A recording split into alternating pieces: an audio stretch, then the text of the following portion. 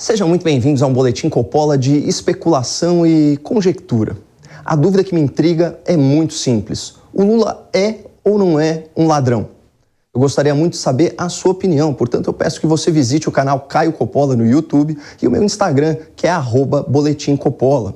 Por favor, deixe seu comentário, marque seus amigos e compartilhe esse conteúdo nas redes e nos grupos de WhatsApp e Telegram, para que mais pessoas também possam contribuir com essa discussão tão importante para a nossa democracia.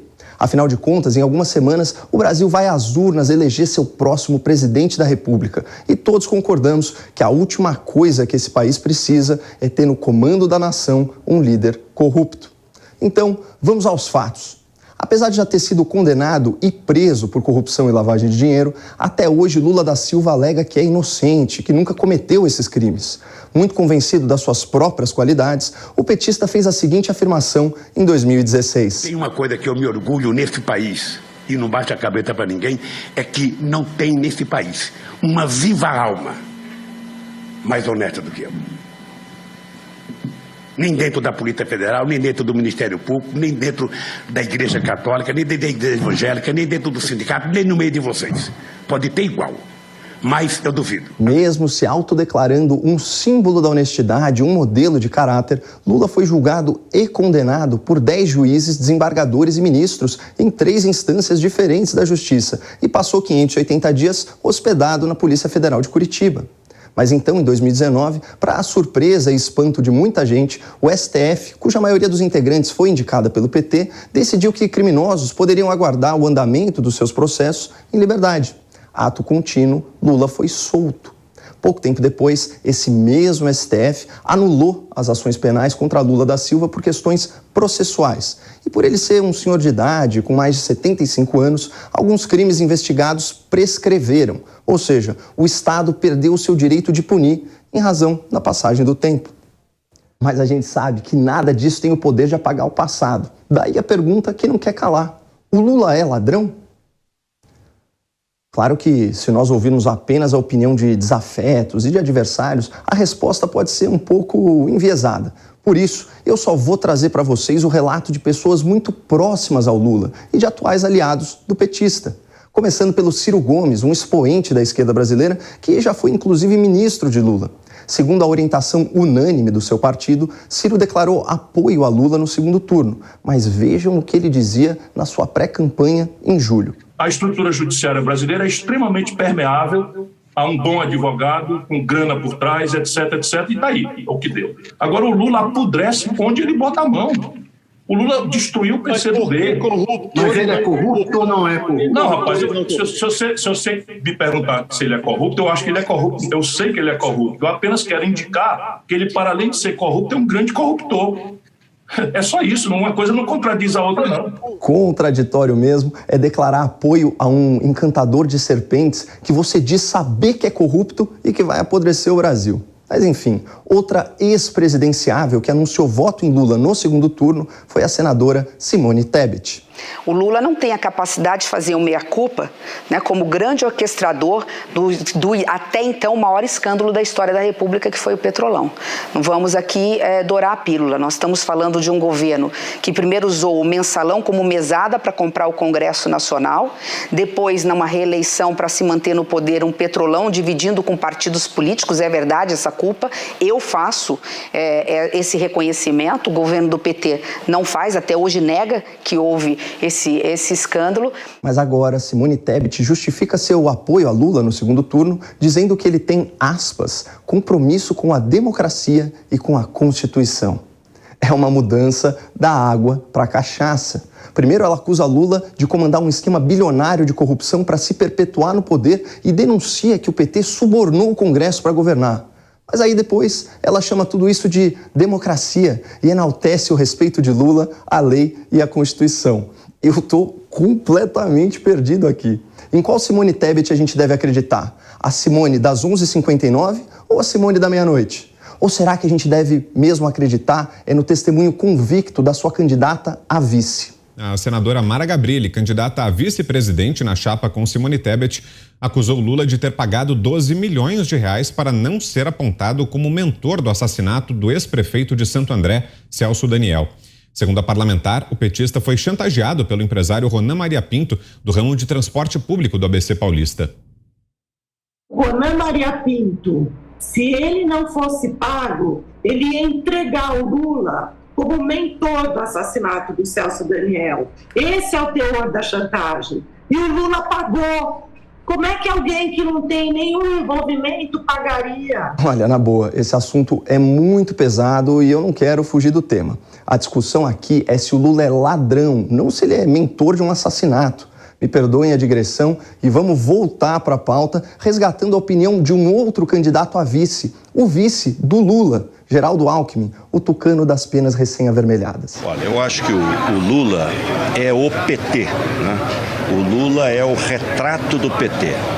Partido envolvido em corrupção, sem compromisso, né, com as questões de natureza ética, sem limites. É muito triste, né, o que nós estamos vendo. Triste seria ter uma pessoa dessas na presidência da República, imagina? Um corrupto sem ética nem limites. Deus nos livre. Mas o que será que o Alckmin pensava sobre os planos políticos do Lula antes de ter sido convidado para o esquema? Depois de ter quebrado o Brasil, Lula diz que quer voltar ao poder. Ou seja, meus amigos, ele quer voltar à cena do crime. Não, peraí. Se o Lula quebrou e saqueou o Brasil, por que o Geraldo iria se juntar a ele agora? Só para chegar ao poder? É tudo muito confuso. Ainda bem que nós temos o Poder Judiciário e a imprensa livre para fiscalizar a atividade política. Recentemente, William Bonner, âncora do Jornal Nacional, afirmou que Lula não deve mais nada à justiça. Já o ministro Gilmar Mendes, do STF, elogiou a defesa de Lula no tribunal e chorou ao prestar uma homenagem ao principal advogado do petista. Mas o engraçado é que essa mesma emissora e esse mesmo magistrado tinham um discurso muito diferente há pouco tempo. O ministro Gilmar Mendes, do Supremo Tribunal Federal, voltou a criticar o Partido dos Trabalhadores. O ministro disse que a Operação Lava Jato interrompeu o que ele chamou de plano perfeito para o PT se eternizar no poder. Gilmar Mendes disse que, do dinheiro desviado da Petrobras, o PT recebeu cerca de 2 bilhões de reais. Segundo o ministro, suficientes para financiar eleições até 2038. Por isso que se defende com tanta força as estatais. Não é por conta de dizer que as estatais pertencem ao povo brasileiro, porque pertencem a eles. Eles tinham se tornado donos da Petrobras. Esse era o método de governança. Infelizmente, para eles, e felizmente para o Brasil, deu errado. Isso revelou, e nós estamos nesse caos por conta desse método de governança corrupta. Nós temos hoje, como método de governança, um modelo cleptocrata.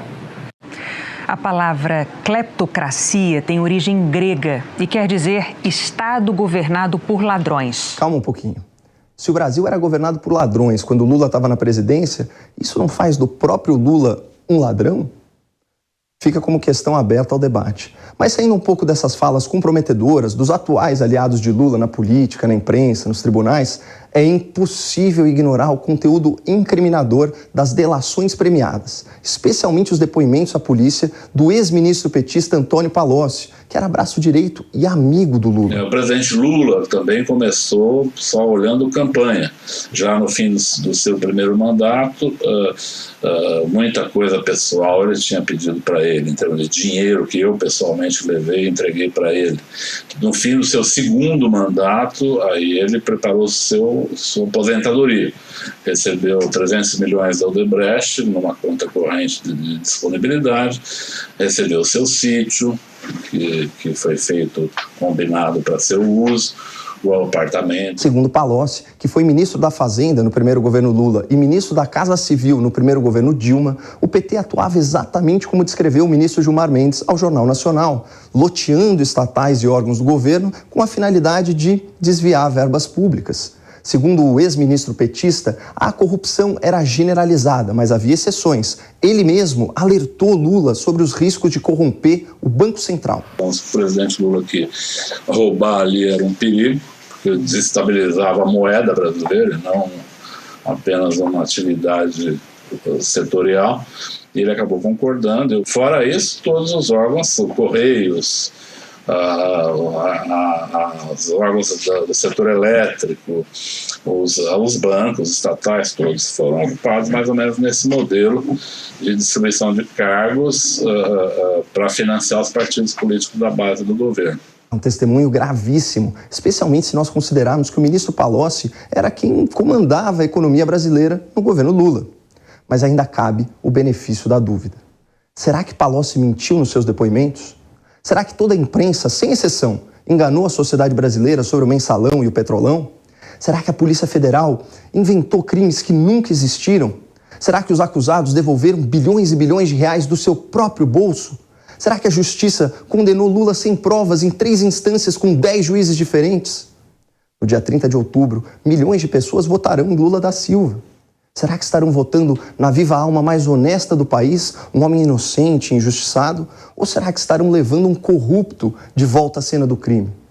Eu gostaria de saber a sua opinião nos comentários desse Boletim Coppola no nosso canal no YouTube e nas nossas redes sociais. Afinal de contas, para você, o Lula é ladrão? Não deixe de compartilhar para a gente conhecer o que as pessoas pensam a respeito. Muito obrigado, não percam a esperança no Brasil e fiquem com Deus.